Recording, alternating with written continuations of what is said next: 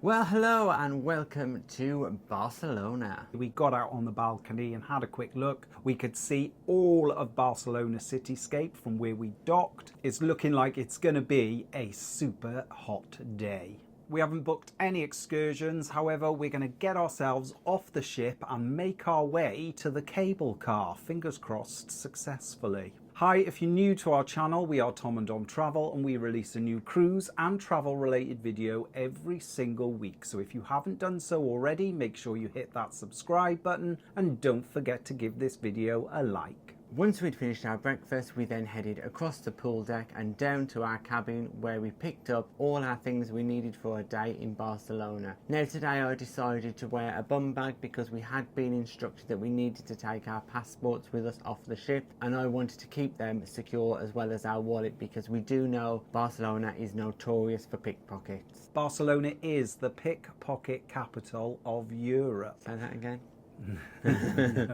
And because we are planning our journey using public transport, we just wanted to be extra safe. We did also take a backpack with us where we put our water and some of our equipment, but things that we definitely didn't want to lose were kept safe. Heading off the ship in Barcelona was really efficient and quick. We headed down to the gangway on deck 5 and then headed into the terminal itself. It's a large terminal, it's got duty-free shops, other little shops as well. There are toilet facilities. It's a great port to dock in. As we headed out of the terminal, we then got on a bus. The bus is charged at €4.50 and it's payable on the bus. There were some queues to get on the bus, however they moved very quickly and the buses were incredibly frequent, so there was no hanging about. The bus journey itself only took around 10 minutes and it dropped us just outside the port. This is an area where you can pick up lots of tours and excursions, so if you haven't booked anything with the cruise line, don't panic, there's plenty here. And if you do want to walk into the city where the bus drops you off, it is the start of the Rambla, and if you follow it all the way up, you have endless amounts of shops through Barcelona city centre. Now, we had done all of that before. We had been to the beach, we'd been on the metro system, we'd been to Sagrada Família, and we've been up the Rambla. So today we decided to do something different. From where the bus dropped us off, we headed to the nearest metro station. Fortunately for us, this is exactly the one you need to get the funicular that takes you up to the cable car entrance. It took about a 10-minute walk to up from where the bus dropped us off to reach the metro station. Now don't be fooled because this metro station does look pretty ordinary, but as you enter, buy a ticket for the train, but don't get on a metro. Instead, turn to your left and you enter the funicular. We had heard some horror stories about how the queues were incredibly long, and we were really surprised because as we turned the corner, there was no queues at all and we walked straight to the front. And we waited around about 5 minutes for a car to appear. We got in it, no problems at all, and off we went. Yeah, really good journey, no queues. In fact, there were only 2 people in the whole of the terminal. We'd passed lots of signs saying it's a 20-minute wait from here, a 15-minute wait from here, 10-minute wait from here. But luckily for me and Don, we walked straight there, and as we said, there were just 2 people waiting. On the funicular itself, it really was a quick journey, mostly through tunnels, going straight up, but then we did have a little bit where we were outside, and the journey itself was less than 10 minutes. The price of a single ticket was around about €1.70, and it just saved our legs walking up the hill to the cable car entrance, and it was quite a unique little experience. It was definitely something different. As soon as then you leave the funicular, take a right and you're at the entrance to the cable car. Here you can once again join a queue where you need to show your ticket in order to board the cable car. From doing a little bit of research about the cable car, we knew you could buy tickets online, so while we were in the queue we actually had a look online and bought our tickets direct because there was a little bit of a saving to that of the price you pay on the door. Excellent really. In the queue we pre-booked and purchased our tickets online. All we had to do was scan our barcode to collect our tickets once we got to the front of the queue.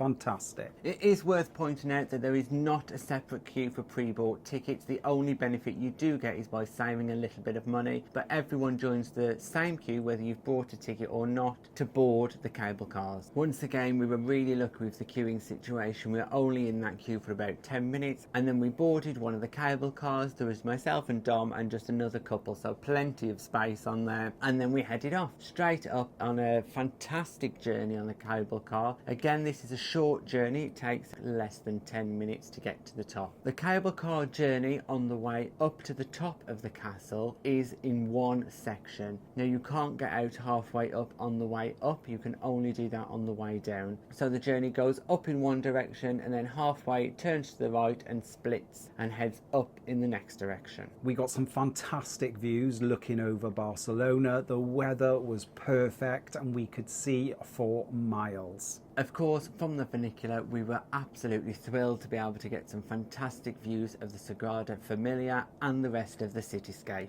After a short 10-minute journey, we arrived right at the top, where we found a large Spanish fort. Now, the fort itself is payable to go into if you want to pay, but me and Dom did not want to spend too much time at the top. We wanted to have a walk around the fort, and it was a very hot day, so we didn't want to spend too much time in the castle itself because we wanted to get back on the ship for this afternoon.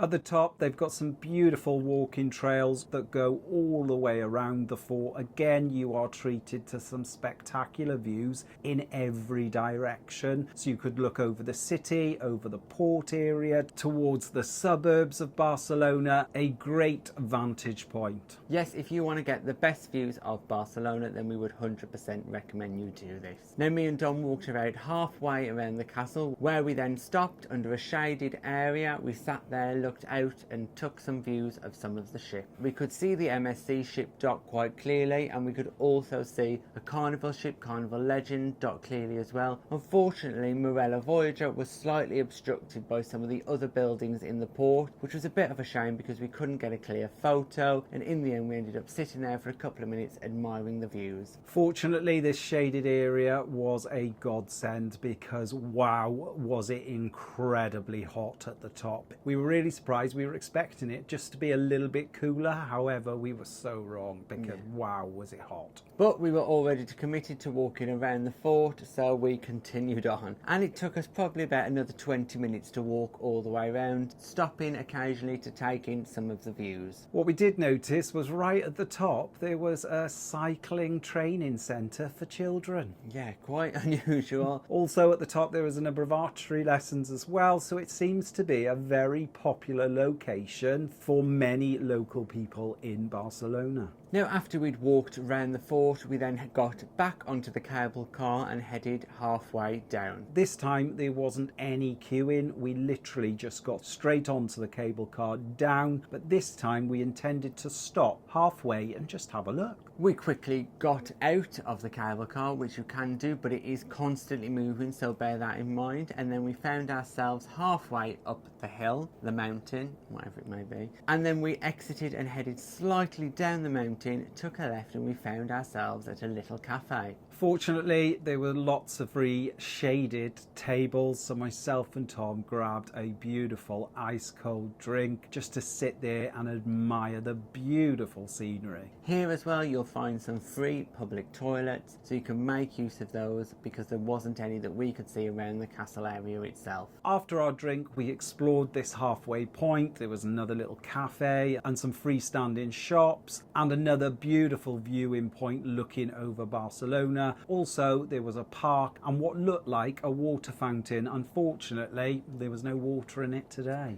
No, probably because people wanted to dip their feet in because it's so hot. Now, we quickly jumped back on the cable car and headed all the way down back to the station where we originally started. It's at this point myself and Tom questioned whether or not we should buy another ticket and go down the funicular or walk down the hill towards the bus pickup point. Well, because we're so cheap, we decided to walk it. And it was downhill, and looking at Google Maps for directions, it said it would only take 20 minutes. So we thought, why not? And that's exactly what it did take. We certainly went down some routes that we weren't expecting. We went down some rather steep stairs down the side of the public swimming pools, which for public swimming pools have a spectacular view over the city. We also did notice there is a cafe just in the public swimming pool, so if you did want to stop there, it probably is worth doing. And the red bus stop is right outside here as well. After walking down towards the bus stop, we passed through a number of parks and some local streets, and we arrived right where we needed to be at the bus stop. Yeah, right at that bus stop at the end of the Rambla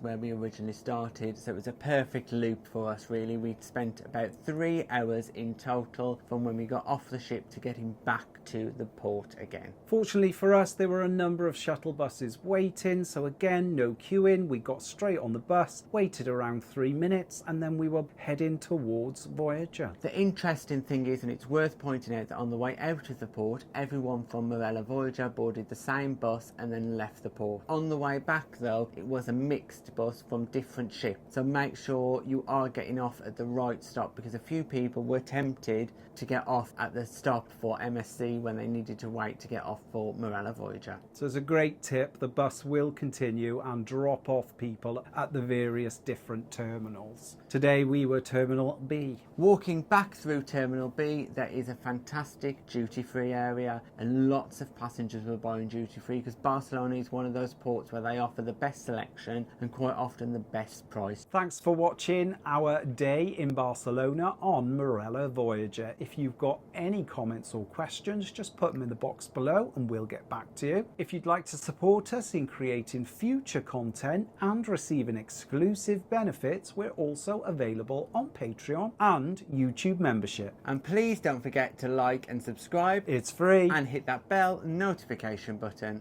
to never miss a video from us. Thanks for watching. watching. Bye-bye.